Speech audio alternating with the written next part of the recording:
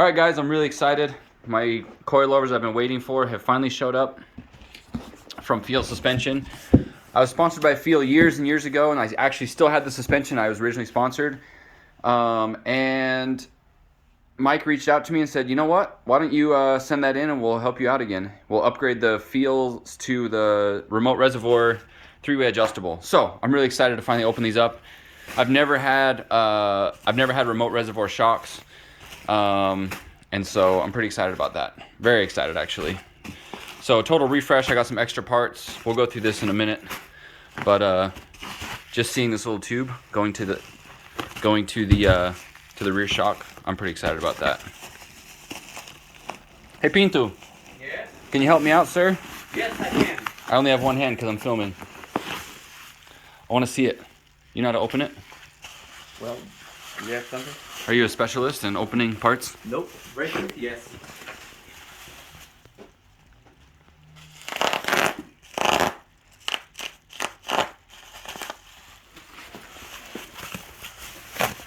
I was talking with Pinto about spring rates. He said his car in Portugal is 8K front, 6K Nope. front. 6K. There's no way for S chassis. 6.4, yes. S14. S14 was 6K front. I told him I run 12K and he thinks it's crazy. He had a car with 11 and he's like, I had to sell the car because the springs were too stiff. The green blue car. Yeah. What is the suspension rates? 12. I'm gonna drive the car, so Yeah? You'll I'm like gonna it. See, well, I'm gonna see if I Do you like run a sway bar in the front? in the S14, no, because the angle kit don't have space for it. 6K with no sway bar? Yes. You're crazy. You drive, crazy. You drive that car, so. I don't remember. I was having too much fun. It drives good. But now that you tell me, I would probably pay attention different when I drive it this time. Oh, they really did use my old. That's crazy. And just modified it to run the remote reservoir. That's actually really cool. Yeah, it has all the rub marks from when I had it before. They put their new Feel sticker on it. Podium spec. Look at that. Podium spec. That's putting a lot of pressure on me. Good word. Yeah, it looks nice. Oh yeah. I never see it like before because we don't use it in Portugal. That is nice. What's the rate on the rear? Spin it. 5K. That's good. Yeah, mine in the back maybe is 5, not 4, but in front I have certain Custom. that is 6.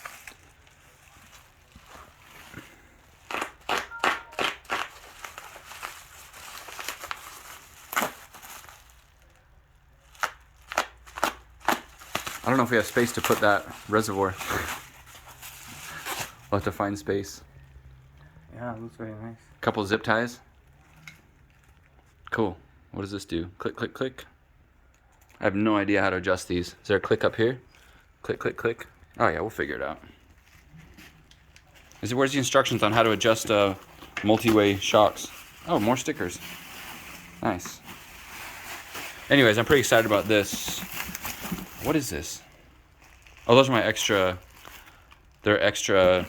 The lower brackets for the front. Do you wanna open? No, it's fine. It's just spare parts. Let's open one front one. The front's now. I know he put tender springs in it, so it should help out a little bit for more droop, more travel. I think they're long travel fronts. I'm not sure exactly what they did. I probably should know about this.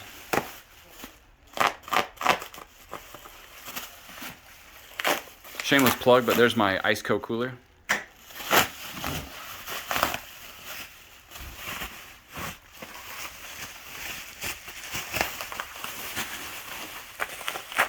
Also, notice how well packaged it is. Very nice. Shout out to Feel. We order quite a bit of stuff from them, and it always comes well packaged. And they ship stuff really quick, too. Custom spec, 12K. See?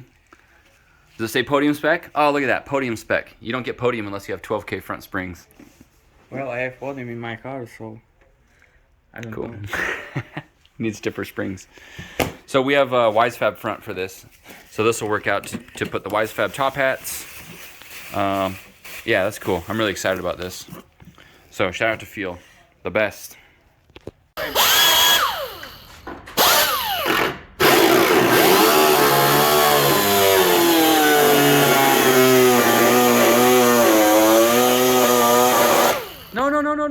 supposed to be down here. I hope not. That's not funny. It is kind of funny. But I know you were being Facetious.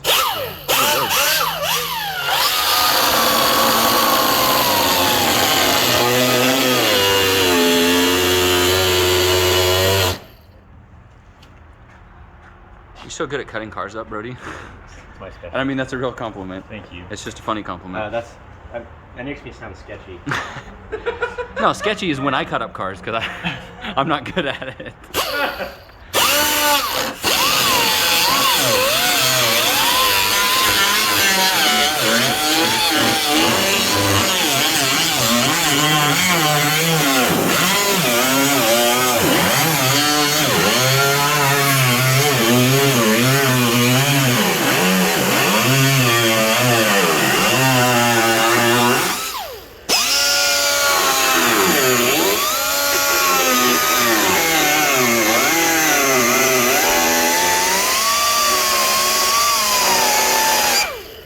There really is a whole bunch of Bondo right there, huh? Yeah.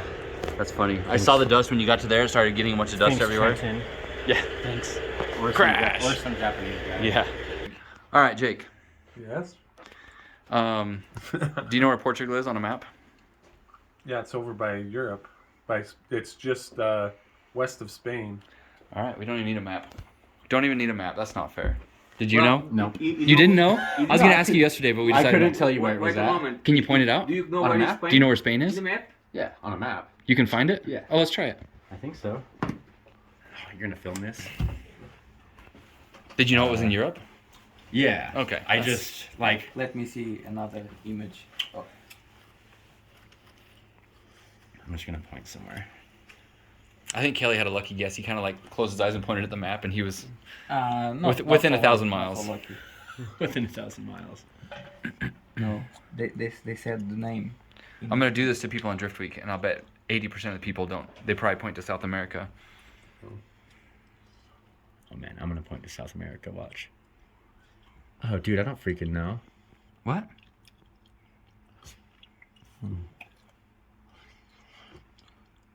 Do you know where Utah is on a map? Yes, I know. It's over here, No, it's over over there. right there. Where is the No, that's about right. U? Yeah, that's about U right. letter. That's pretty good. That's close. That's within 1,000 miles. Well, I studied to do that answer. All right, guys. So even though this car isn't the one that we're using, Brody still started cutting the fender, and it looks really good. He did a great job on it. The door needs to be cut still. You can kind of see how much door we need to cut. There's quite a bit of space there. If we did have a problem, potentially we could cut more up into here. But Brody wanted to leave this lip right there so we can attach the fender to it. So we'll see if that ends up working, which I think it will. But you know, it's always a good idea to cut less to start out with, and if you need to cut more. And then I think we'll probably have to cut right about there somehow. You can kind of see that line. Something like that. But this kit comes with Dorvers, so we'll put the Dorvers on and then kind of see what's what in that realm. But yeah, this looks really good. I'm excited about that. But that's not what we're doing. We're working on the Pro car. I got the new coilovers in, so it's time to get them installed. We got the car down. I did the wiring harness the other day at my house, so we're gonna plug the wiring harness in, do everything we need to get the fuel pump running and all that stuff, and then see if it cranks over to start. All right, guys, we got the fuel coilovers going in place. Pretty excited about that. I think we're gonna mount the remote reservoir somewhere up in this area. We'll figure that out. We didn't get any brackets with it, so we're probably just gonna use some hose clamps and some rubber to isolate it. Up front, it's looking pretty good also. Tender springs, Wise Fab, all the good stuff. We were looking over the engine, kind of what needs to be done, and I noticed that there's no oil filter adapter on this engine yet. So I had one in stock, and I was going to show you guys one thing that I always do with these, because I've had problems before when I tighten the this fitting. I've had them break from tightening too tight, or I've had them leak from the O-rings or the flat washer not sealing. So what I do in order to make them always not have problems is I weld it. So what I'm going to do is weld one, then thread the other one and weld the other one. It's a little bit tricky to get the weld, but I definitely think it's worth it. Then when you go to tighten your AN lines, you never have them come off or come loose or back out when you're taking your line off or anything like that. Solid tip that I've done on at least 4 engines with no problems. All right, so we're back on the Chaser. Brody's been cutting and welding, and it looks really good. And this is what he found cutting it up. Look at that. That's just straight up Bondo. That's like an inch. This was layered on the inside. What do you mean? Like up under here? You can see it. Look. What? Look at this. This is that chunk is on the inside. Look. What? I'm gonna need a refund, Trenton. That's from the other side? What happened to this car? So if you film in here, you can see where I've been breaking it off on the inside of the fender well. So Brody, do you not feel as bad cutting this car up now? No. We're only making it better. Dang, that's wild. I had no idea. I feel bad about the door because the door's clean. Yeah. But it's, you know. We got Dorvers for that. Yeah. Cool. So even though this car's not going, it'll be in a good spot to carry on with it in the future. Oh, the door, that looks good. I was looking yesterday, and if we do end up hitting here, it wouldn't be that hard to cut further and further. Yeah. There's still a little bit more room. Yeah, just a little bit. But it just depends on where we attach the fender, right? If we end up attaching the fender here, we could go another half inch there. But I don't think it'll be a problem because this one doesn't sit like the Cresta. I had a problem because it was always hitting like somewhere in here. But this wasn't cut out as much on the Cresta, was it? Was it not? I don't remember. We didn't cut into the door jam. Oh, we couldn't because the way the fender we went. We only cut this off. Yeah, you're right. You're right. So I think that'll be pretty good. And then with this shot, it's even. You know what I mean? Cool. So, I was thinking. Oh, seam sealer! I forgot to get it. Yeah, I was gonna put seam sealer in here, just so water doesn't get inside the door. Just hold it together. Cool. So I like it. Good job, Brody. Brody's the specialist.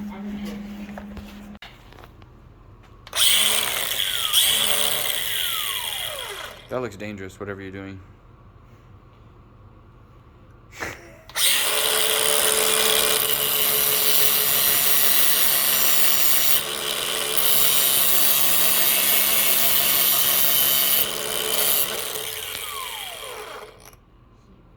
Manual labor. It pays better. Yeah. Okay, so Pinto got the subframe out of the front of this car. This is the yellow subframe. I think this is what was causing us problems on the last drift week. Not that it was the original problem, but after a few bent tie rods and other stuff, the bolt that goes through here doesn't go through straight. It goes through at an angle now, which tells me this whole thing is bent backwards, like that. And I noticed that when it was on the car. I compared it to another car on the lift. You can actually see it's wrinkled right there. And right there. It's buckled a little bit, so we know that it's bent back. Anyways, so he decided to pull the whole subframe out. I was trying to do some little bit more sketchy stuff and just weld some plates in there and make it work. But now we went another level of sketchy. And we had a subframe that was broken from my pro car in like 2015, I think, or 2014. I pulled it out to do an inspection, and the welds were broken almost all the way in half. So this subframe's been sitting around for a lot of years, and I've never done anything with it, and we finally decided to modify it and make it fit and fix it. Another thing that we considered is possibly this rack was not moved far enough forward. It's been cut and modified, but I don't know if it's been moved as far as we need to for these GK Tech knuckles. And I don't use offset rack spacers, so it's all about moving the rack forward. So what we have here is a WiseFab fixture. So you can obviously tell we decided to cut the subframe in half completely because it was so tweaked and bent in different planes.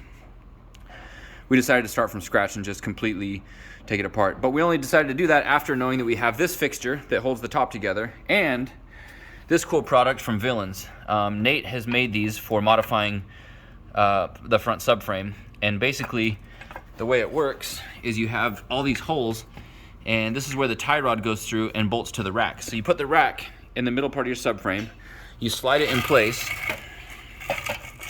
and then you bolt the tie rod through one of these holes, and this determines how far forward you move it. This hole out here, which is just a half moon, that tells you that your subframe's straight in stock location. If you move it in one, That's obviously moved forward a little bit. This is more aggressive, and that's the most aggressive. So I'm going to go for the middle hole. But what I found when I fit it up is that I have to start trimming into the motor mount part of the subframe. So now that everything's bolted together and we have the fixture, I'm going to start cutting and getting this welded up. It's going to be a little bit of work, but I think this is going to be the best bet for that. What else did we not talk about? This is all GK Tech stuff in the rear. Everything's loose, right? No, No? only the... Yeah, for some reason that axle was loose, and I don't know. It's probably from when we took that apart, but I really don't remember that.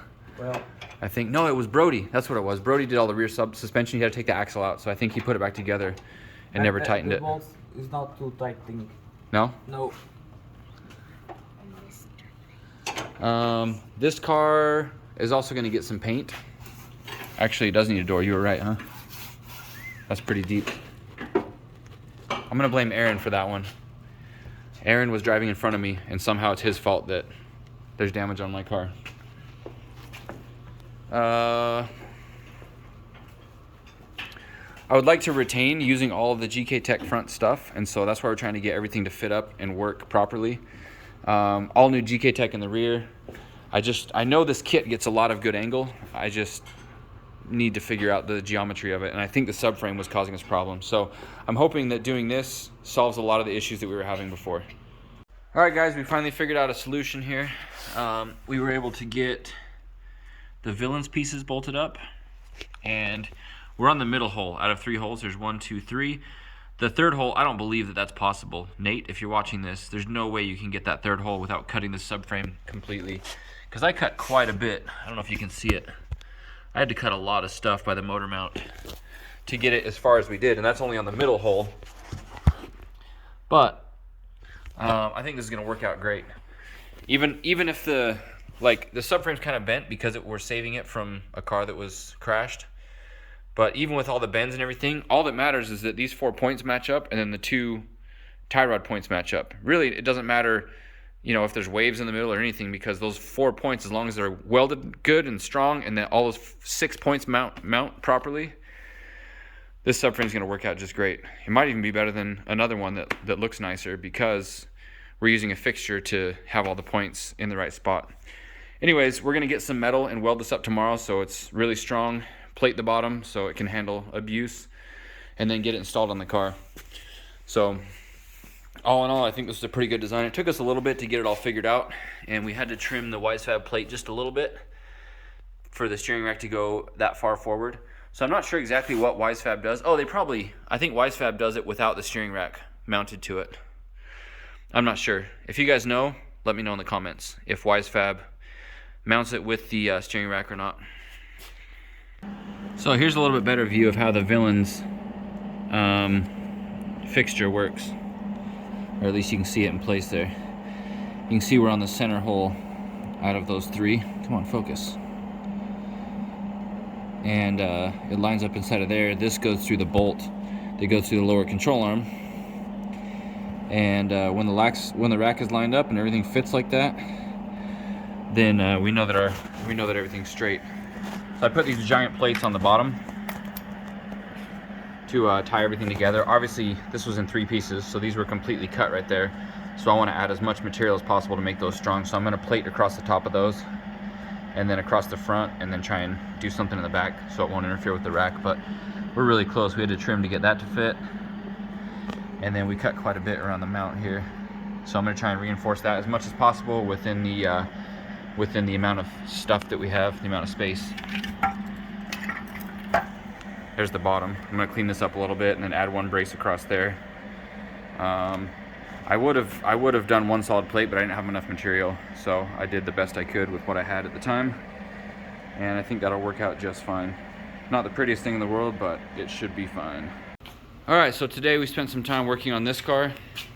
We got the wiring plugged in and ran, and I had to change the injector plugs from the EV1 style. Where did I put them? Oh, yeah, the EV1 style to the actually original Toyota style, which I had some, so I was able to crimp them and not ruin this beautiful Chase Bays harness. I'll bet some of you guys are so young you don't even know Chase Bays used to make harnesses. but they did, and this is one of them, and it's amazing. This whole car is Chase Bays wired.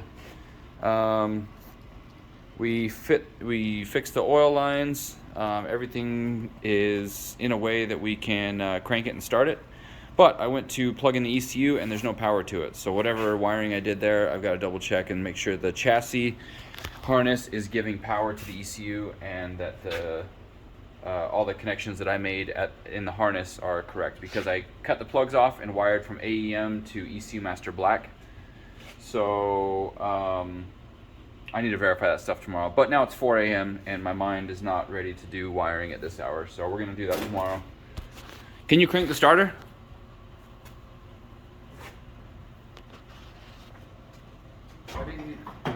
It's the button on the switches. What button? The only one that's a button.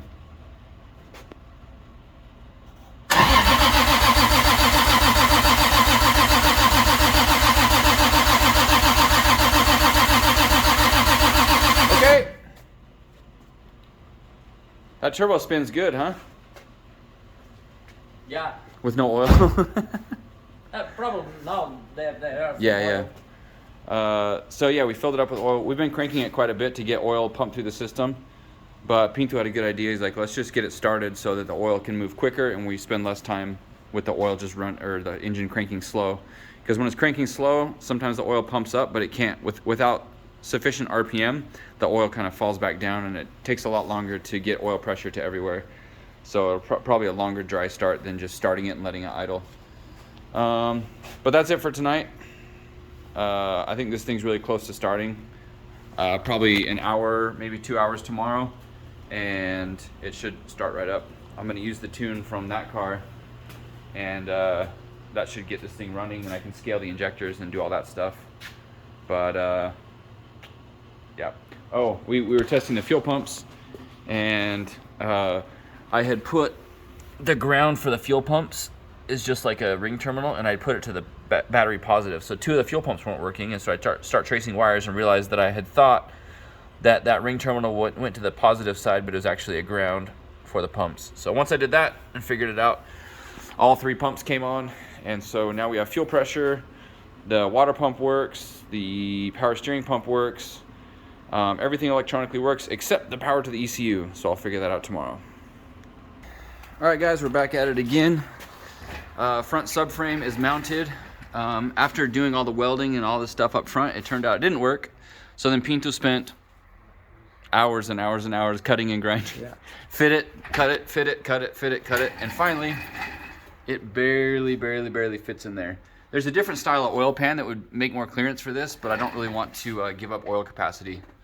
But it looks like it fits pretty well. We flipped the bolts around since the rack is so far forward. So these are M14 bolts that are completely through bolts. So we had to drill out one side to 14 millimeter. The other side's already 14, so that's in place. And to be fully confident that we're not gonna have any issues with binding, Pinto took the arms apart and checking for full sweep. No bind.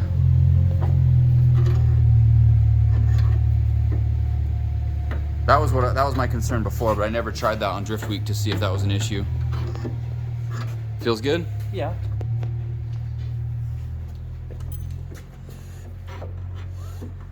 Oh yeah. Feel it. A little bit right there. Yeah, probably a little bit of rust, but they don't do. I disassembled the bolts. Yeah. A little bit. Yeah. And this is exactly the same. Okay.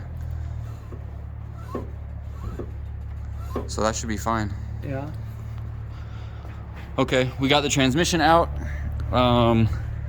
The needle bearing was all blown out in the other one, so I'm worried that there's something with the adapter kit that makes it so it's not perfectly centered, because we always have bushing and bearing problems, and this is the first time I've used one of the bearings and it still had a problem, so I'm a little bit worried about that. It was a little bit leaky, so we're gonna smear some silicone across the back there, put a new rear main seal in. We got a twin disc clutch replacement pack from Action Clutch. Shout out to those guys. They've always been a good sponsor of mine. And they got these sent to us in 2 days from California. I called a bunch of other companies and everybody else had like delays and the price was way expensive. And so Action Clutch had the best price and the fastest shipping. So big shout out to those guys. These we are using as a replacement for my Tilton twin disc. Tilton? No, Quartermaster. Yeah, the Quartermaster replacements. Oh, there it is. Zoom in. Quartermaster twin disc. So, the clutch that I had in here was also an action clutch, action pressure plate, but it was a cheap eBay disc, and so it just couldn't quite handle the horsepower that we had for this. If I got the Ironman from Action, it would have been good enough, but I just wanted to go with the twin disc for this power level. So this will be a good clutch for another car that's not such high horsepower. But for now, we're gonna put this in so we can do 3rd and 4th gear roasters and turn the power up. That was kind of my limiting factor before with this car, was the clutch would slip if I'd get into 3rd gear and put the power down. So that will no longer be an issue.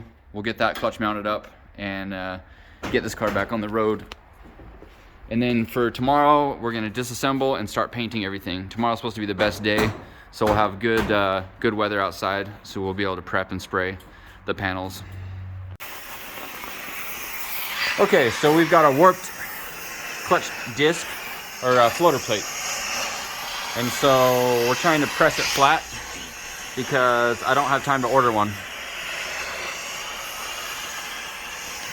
So I don't know if you can see the warp to it, but basically we're just trying to heat it, and then press it. We're using a 4AG flywheel as our press plate, and then IS300 brake rotor as the top of the press plate. We already tried it once, it didn't work so well, so we changed the formula using a different press plates now.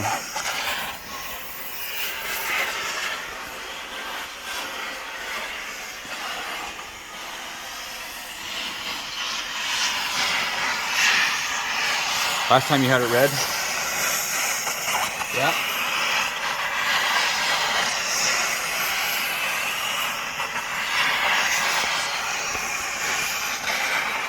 All right, guys, little update. We got a bunch of stuff going on with the transmission measurement, the clutch, the twin disc clutch. Got to figure out the bearing spacing and all that stuff. Pinto's working on the brakes. What are you doing? I don't know the name, but I clean it out to have more space in this side. It's touching? Yeah, but I do it in this side or do it in this side. Oh, yeah. I prefer. But you to can't do use it. a washer? I can do it, but if the washer is too big, that part Yeah. and make that stiff a little bit. Yeah. Tazão? No, it's different. No, tesão is Okay. depois de esfregar. Okay, I noticed something. We have a snap-on. What's this called? File. This is made in Portugal, with the Portuguese guy doing the job. Yeah. We decided it's If you build it, you use it. It's a tool that you must know how to use very well. Yeah. It's working well, huh? Yeah, it's almost done. If it was American tool, it would be broken. Yeah, more 3 hours and I done it. 3 hours? Oh, like earlier when you had to grind the subframe for 3 hours. Yeah. But it works. Yeah, but You could have used that tool for the subframe. Yeah. Probably would have been faster. 3 days. But it's like from factory the shape. Yeah. Not the cut. It looks good. All right, more work. This is really boring and it sucks, but it is what it is. Math. Doing math. So today is paint and body day. Got these KBD KBD non-fiberglass. The rubber fenders, indestructible. So I was getting them trimmed up and prepped. I got to do Ajax and scrub them down and get them prepped for paint. This car needs the whole wrap removed, which is happening a lot faster than I thought. It's a solid chunk of wrap there. Fleshy undertone. What? Who did this fiberglass job? Some idiot. Oh, looks pretty good. Me. Oh, this is the one the whole chunk was missing, huh? And you rebuilt it. Yeah, look, if you look at the two different pieces, this is Super Doof and this is G-Man. Did they remove the whole trim? Oh, yeah. This car was stripped down to the balls. So the car's stripped down. I had like 4 of us over here working on it to get the wrap taken off, and it came together pretty quick. We're not taking the fenders off because Or we're not taking the wrap off the fenders because we have the KBD fenders outside. And we're gonna take body panels off one by one and start painting outside. A little bit of prep work and it should come together pretty quick.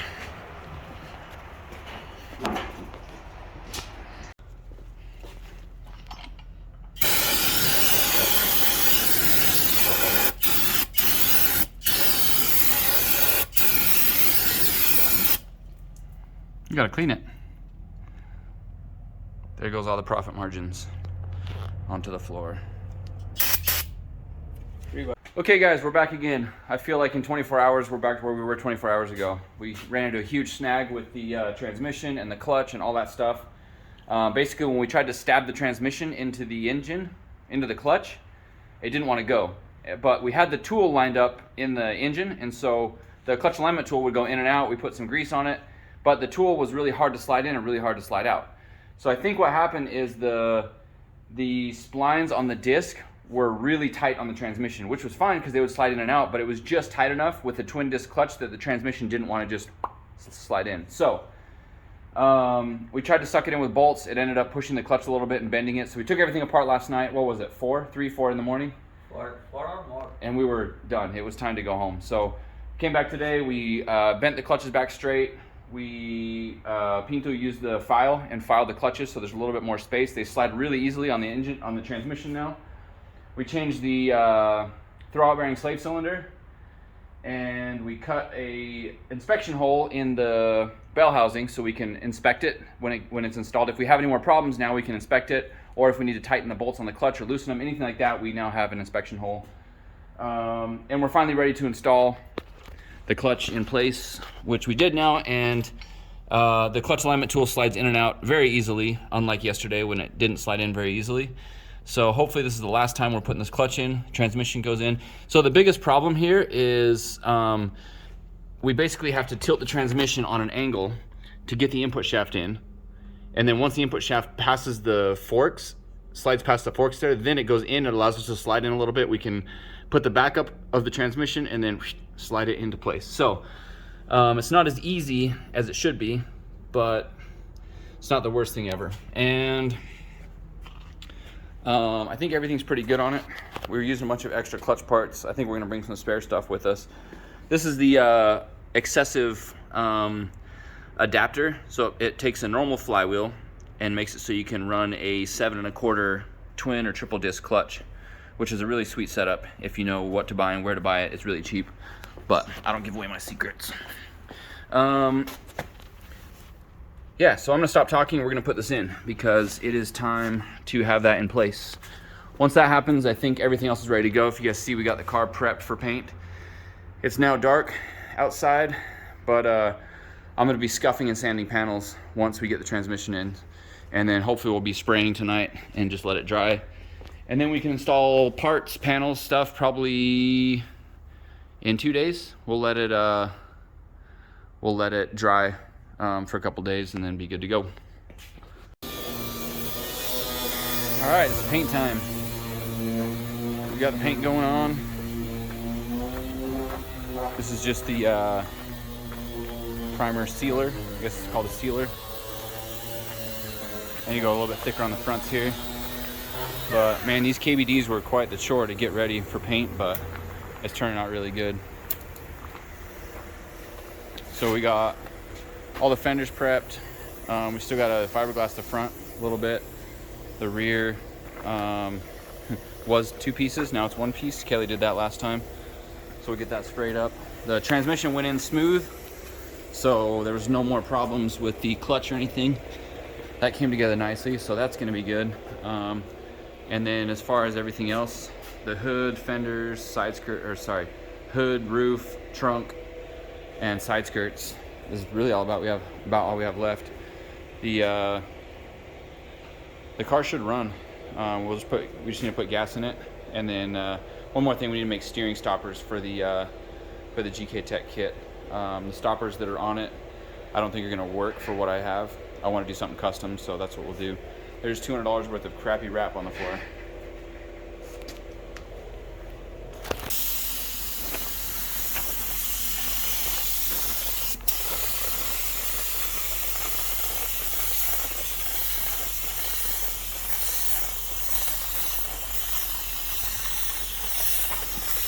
Oh yeah, I like that color. This is like revision 5 of this. Azul. It's green. Maybe, I don't know. At night it could be black if you don't have light.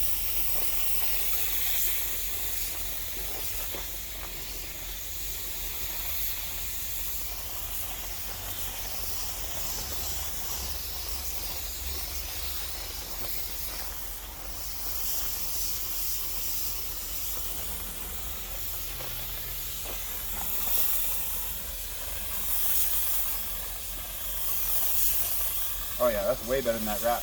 Even the color, everything.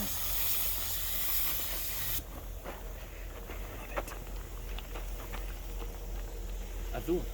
Azul. I knew you speak Spanish.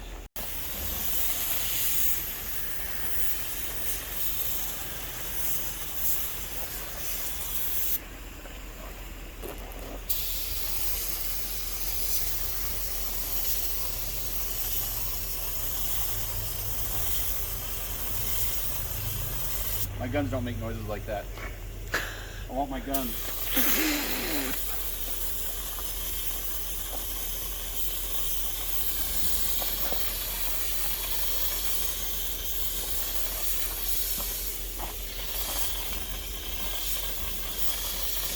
These are the ideal conditions for painting a car. Outside in the cold, in a dirt parking lot with light. And people to point out where you missed.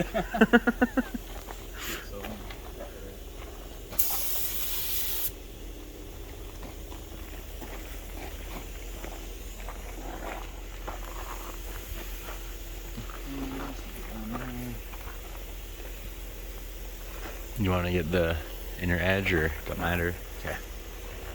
Not worth the paint. If we don't have to, save some paint. Like, I mean, there's a lot of little. Yeah. That was what you were talking about, right, before? If you do the second, way better. I mean, you could probably just sand those out if you really cared. Looks Yeah. a little light. Oh, you're right. Yeah, I need a second coat. I'm not gonna do second on the rear because I cover this pretty heavily. This is like grease, gordura. Yeah. So a second coat for You saw how much time I spent on these? Still wasn't enough. I ran out of paper.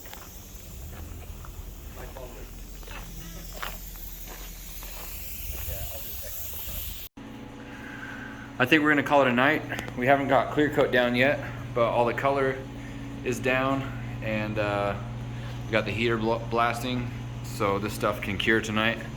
This is about half the car, I'd say. Side skirts, bumpers, fenders, headlights.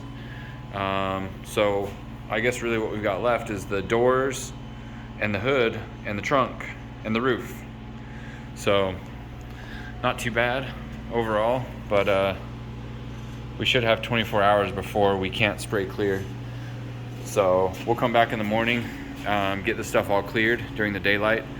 Since we're spraying outside, at night it's really hard to see the lines of the clear coat to get like good overlap and like make it wet. So we're gonna do that in the daylight tomorrow. Hopefully the weather's good. Someone said it might be raining. If that's the case, then we'll just have to spray it in here with a fan that's pulling the air out. So that's it for tonight. We'll be back tomorrow with more paint. This is my favorite part, is making the car look good.